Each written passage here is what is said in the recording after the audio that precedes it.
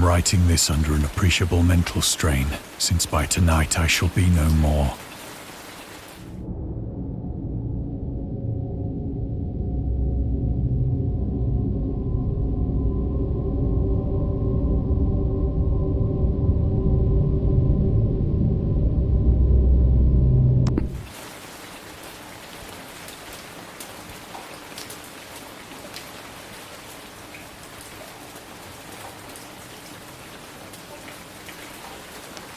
Penniless, and at the end of my supply of the drug which alone makes life endurable, I can bear the torture no longer, and shall cast myself from this garret window into the squalid street below. Do not think from my slavery to morphine that I am a weakling or a degenerate. When you have read these hastily scrawled pages, you may guess, though never fully realize, why it is that I must have forgetfulness or death.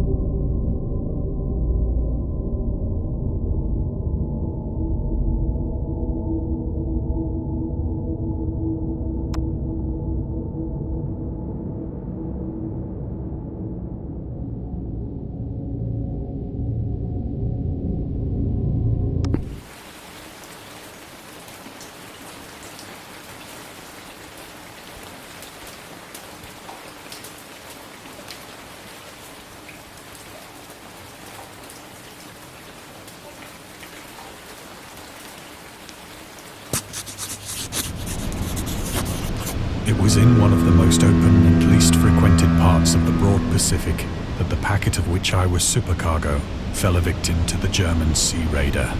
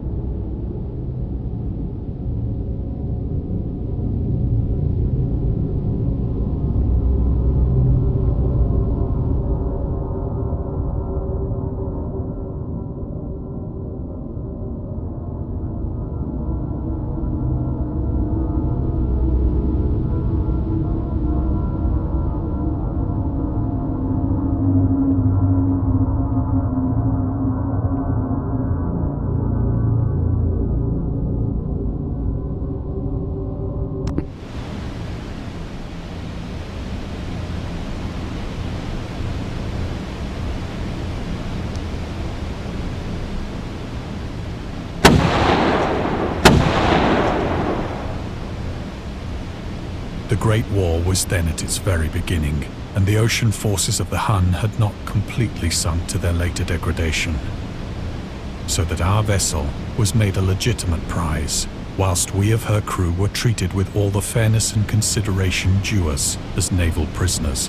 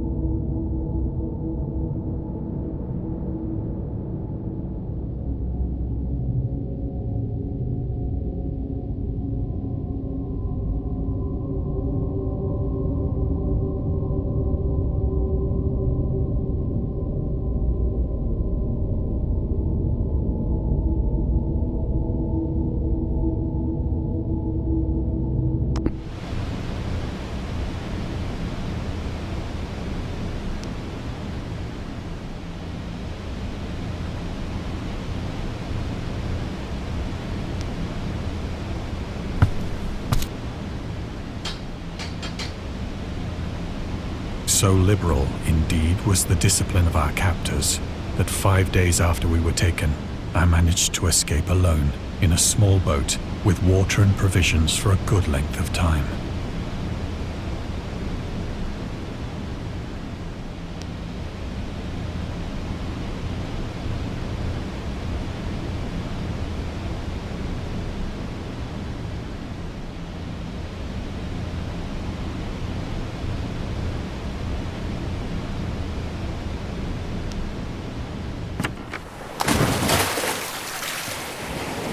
When I finally found myself adrift and free, I had but little idea of my surroundings.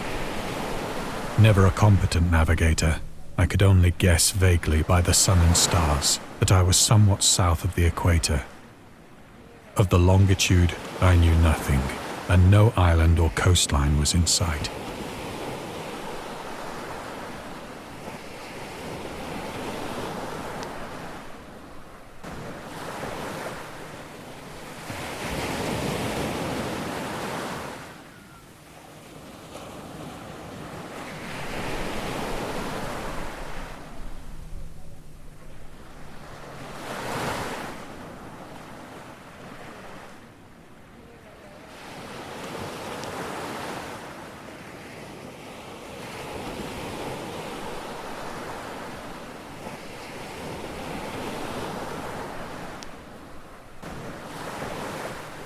The weather kept fair, and for uncounted days I drifted aimlessly beneath the scorching sun, waiting either for some passing ship or to be cast on the shores of some habitable land.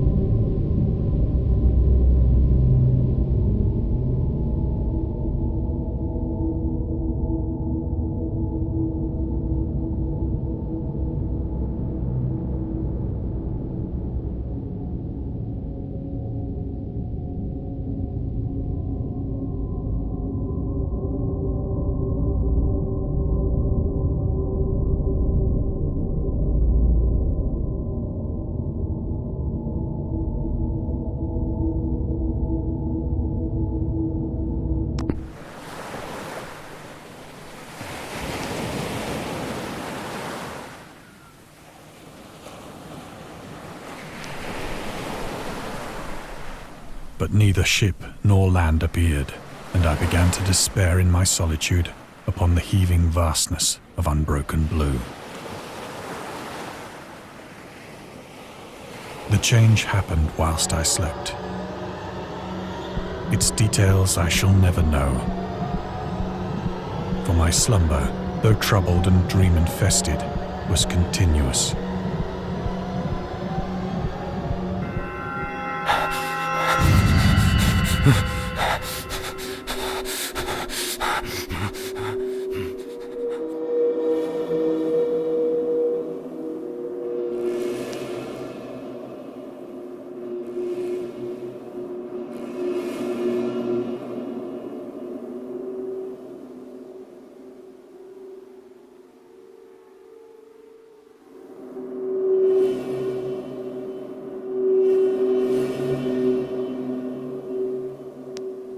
When at last I awoke, it was to discover myself half sucked into a slimy expanse of hellish black mire, which extended about me in monotonous undulations as far as I could see, and in which my boat lay grounded some distance away.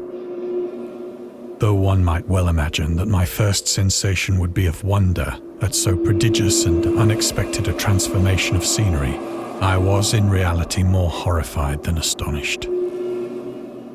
For there was in the air, and in the rotting soil, a sinister quality which chilled me to the very core. The region was putrid with the carcasses of decaying fish, and of other, less describable things which I saw protruding from the nasty mud of the unending plain. Perhaps I should not hope to convey in mere words the unutterable hideousness that can dwell in absolute silence and barren immensity. There was nothing within hearing, and nothing in sight save a vast reach of black slime, Yet the very completeness of the stillness and the homogeneity of the landscape oppressed me with a nauseating fear. The sun was blazing down from a sky which seemed to me almost black in its cloudless cruelty, as though reflecting the inky marsh beneath my feet.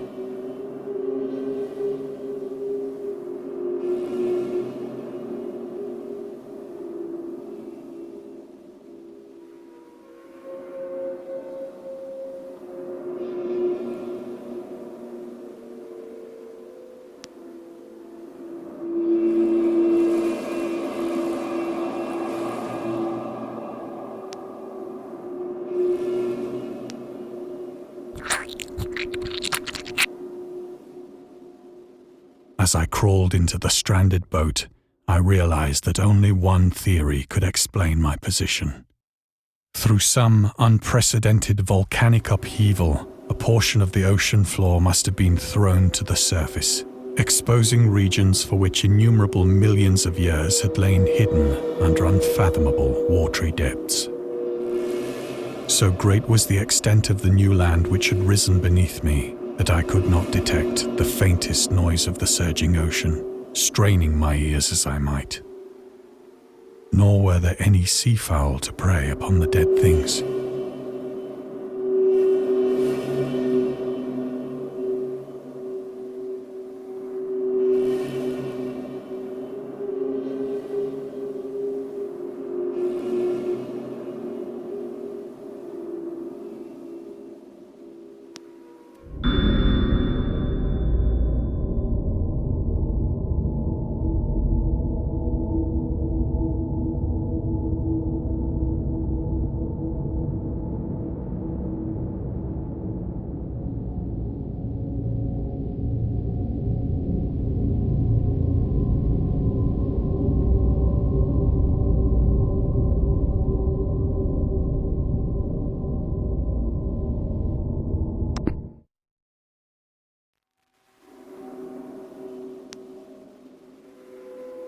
For several hours I sat thinking or brooding in the boat, which lay upon its side and afforded a slight shade as the sun moved across the heavens.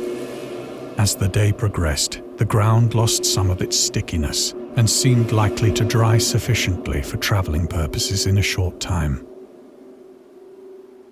That night I slept but little, and the next day I made for myself a pack containing food and water, preparatory to an overland journey in search of the vanished sea and possible rescue.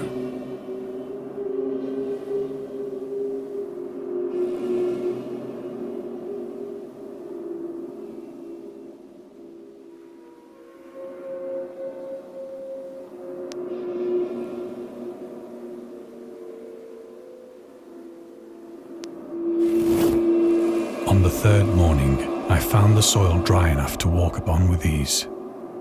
The odor of the fish was maddening, but I was too much concerned with graver things to mind so slight an evil, and set out boldly for an unknown goal.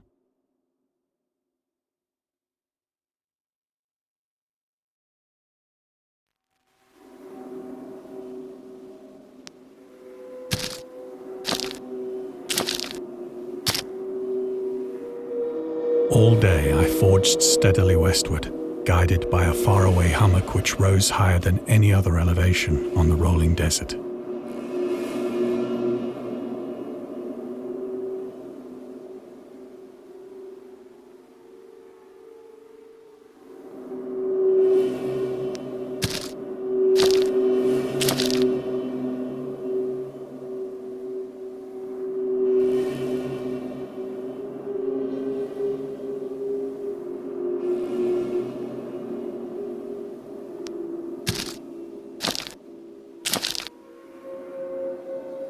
That night, I encamped, and on the following day still travelled toward the hummock, though that object seemed scarcely nearer than when I had first espied it.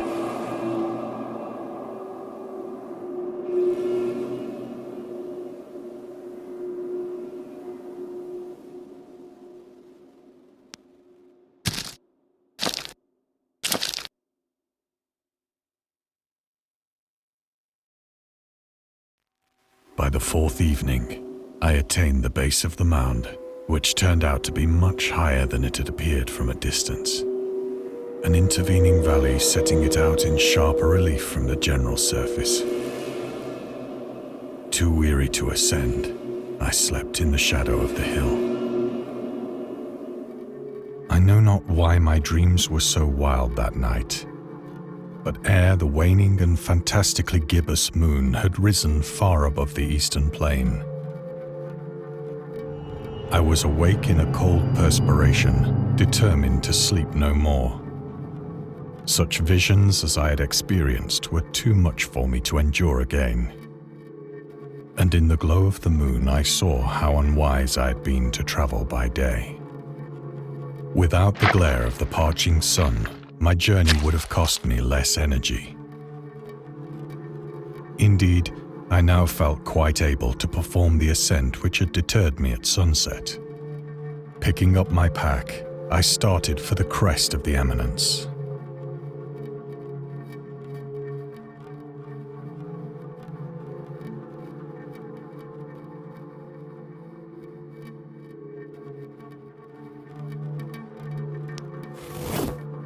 I have said that the unbroken monotony of the rolling plain was a source of vague horror to me.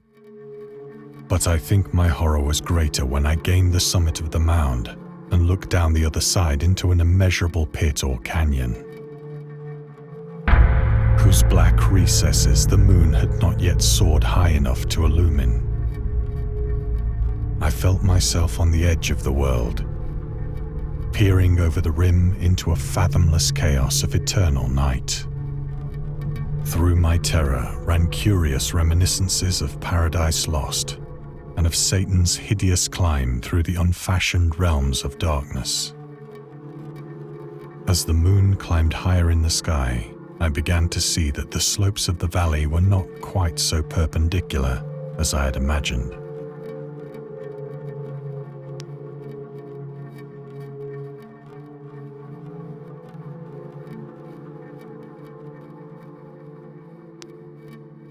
Ledges and outcroppings of rock afforded fairly easy footholds for a descent, whilst after a drop of only a few hundred feet, the declivity became very gradual.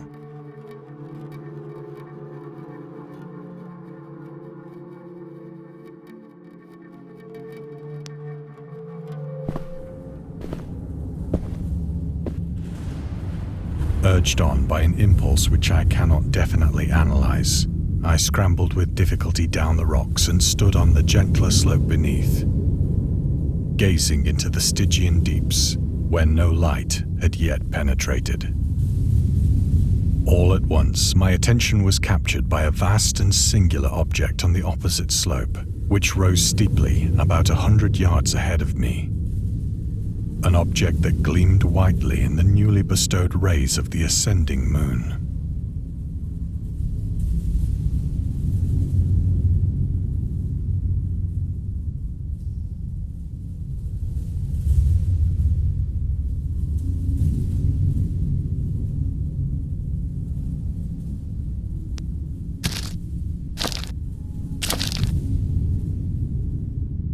That it was merely a gigantic piece of stone, I soon assured myself. But I was conscious of a distinct impression that its contour and position were not altogether the work of nature. A closer scrutiny filled me with sensations I cannot express.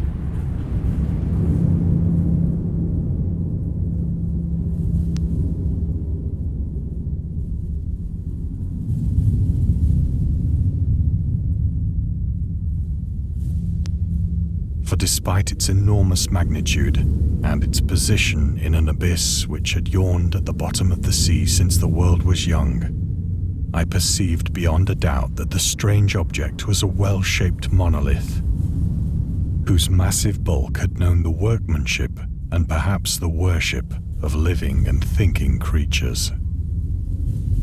Dazed and frightened, yet not without a certain thrill of the scientist's or archaeologist's delight, I examined my surroundings more closely.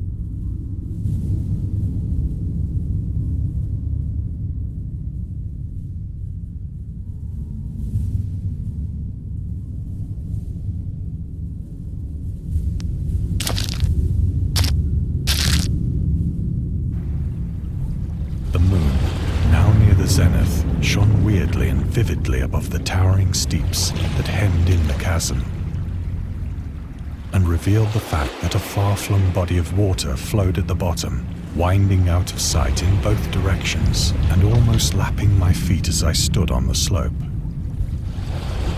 Across the chasm, the wavelets washed the base of the Cyclopean monolith, on whose surface I could now trace both inscriptions and crude sculptures.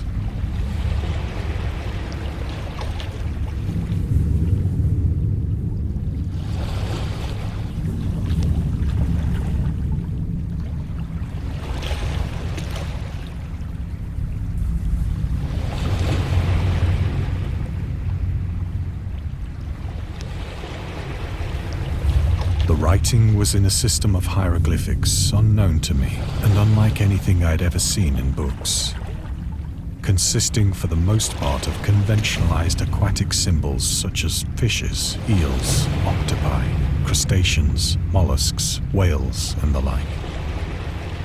Several characters obviously represented marine things which are unknown to the modern world, but whose decomposing forms I had observed on the ocean-risen plain. It was the pictorial carving, however, that did most to hold me spellbound.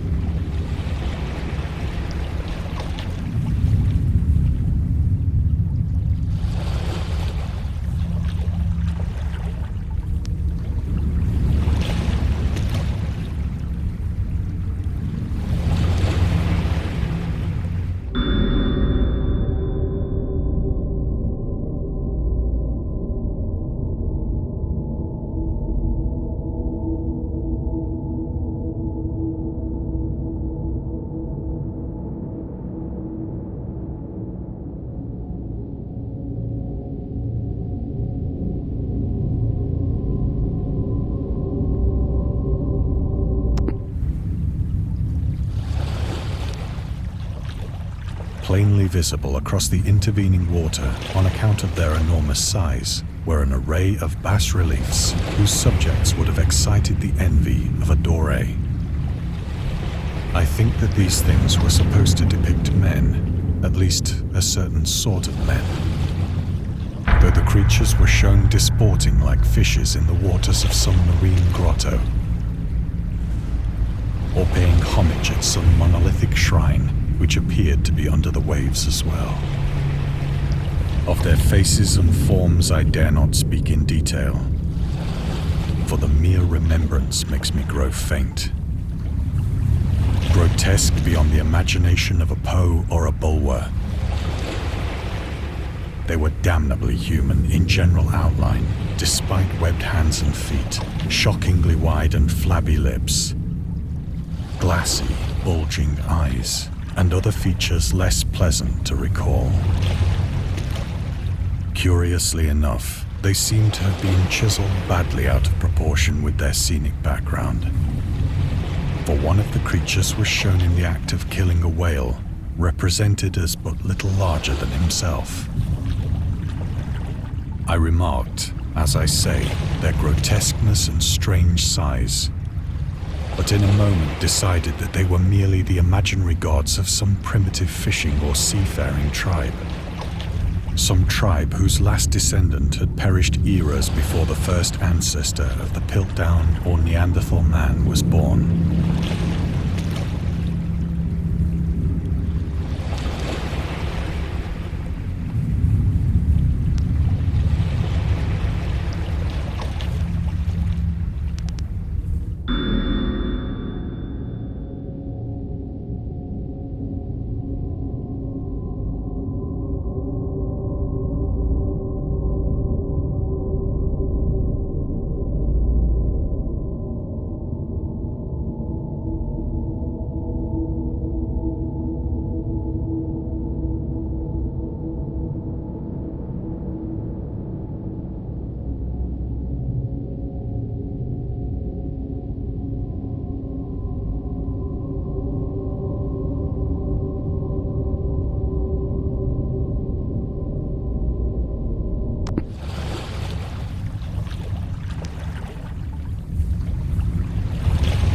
awestruck at this unexpected glimpse into a past beyond the conception of the most daring anthropologist. I stood musing whilst the moon cast queer reflections on the silent channel before me. Then, suddenly, I saw it. With only a slight churning to mark its rise to the surface, the thing slid into view above the dark waters. Unearthly and loathsome, it darted like a stupendous monster of nightmares to the monolith, about which it flung its gigantic scaly arms, the while it bowed its hideous head and gave vent to certain measured sounds.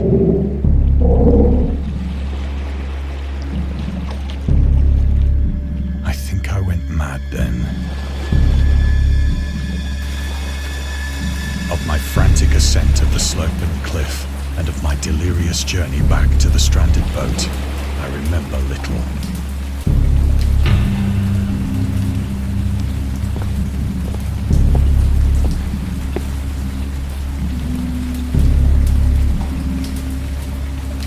I believe I sang a great deal and laughed oddly when I was unable to sing.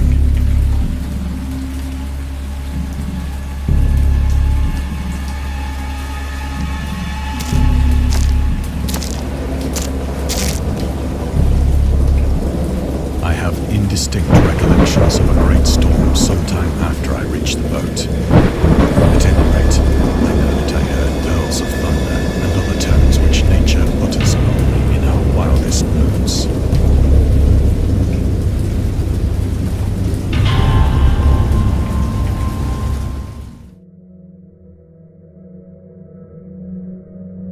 When I came out of the shadows, I was in a San Francisco hospital, brought thither by the captain of the American ship which had picked up my boat in mid-ocean. In my delirium, I had said much, but found that my words had been given scant attention. Of any land upheaval in the Pacific, my rescuers knew nothing. Nor did I deem it necessary to insist upon a thing which I knew they could not believe.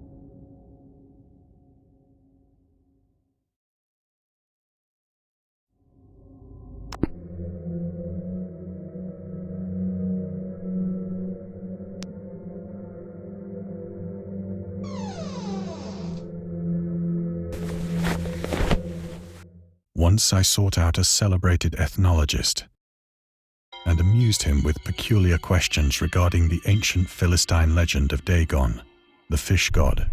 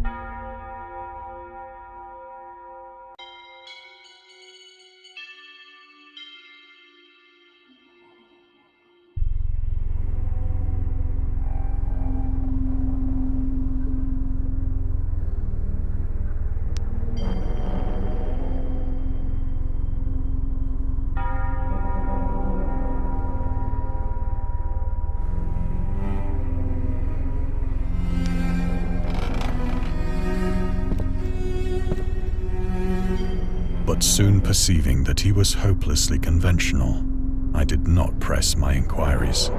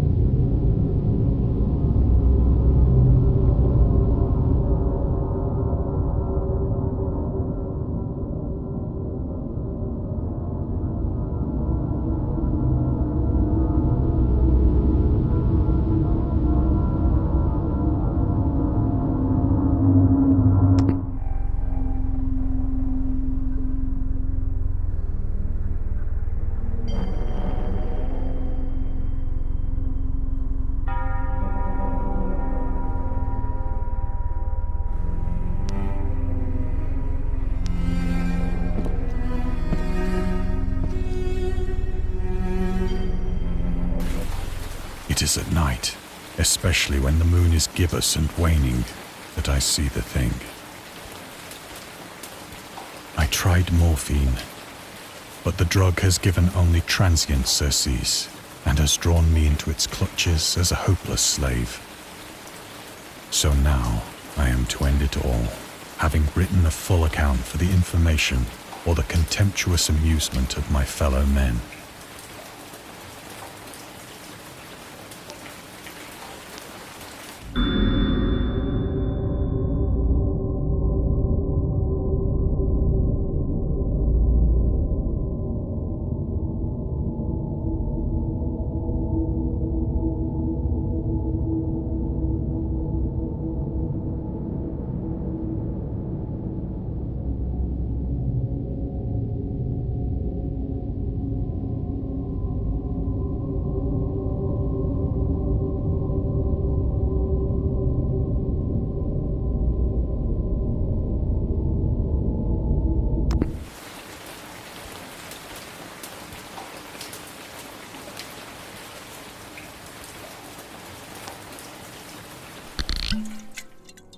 Often, I ask myself if it could not all have been a pure phantasm.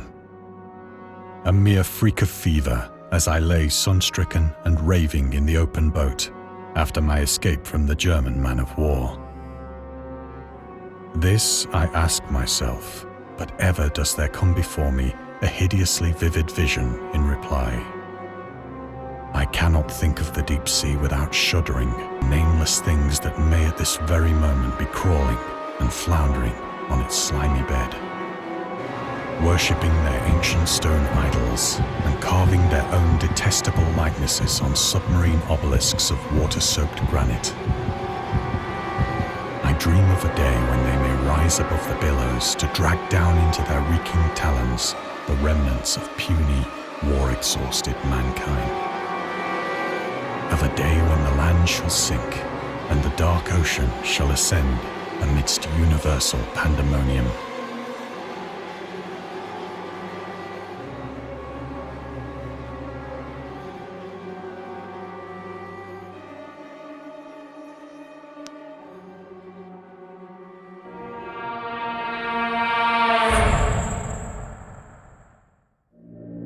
The end is near.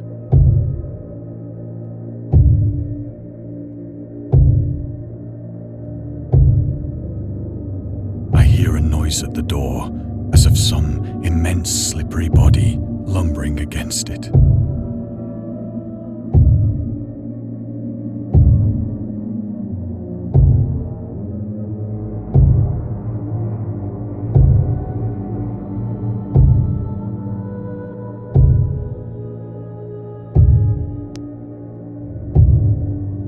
It shall not find me.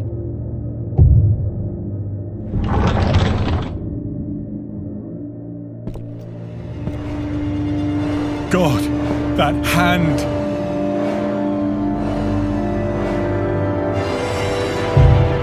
The window! The window!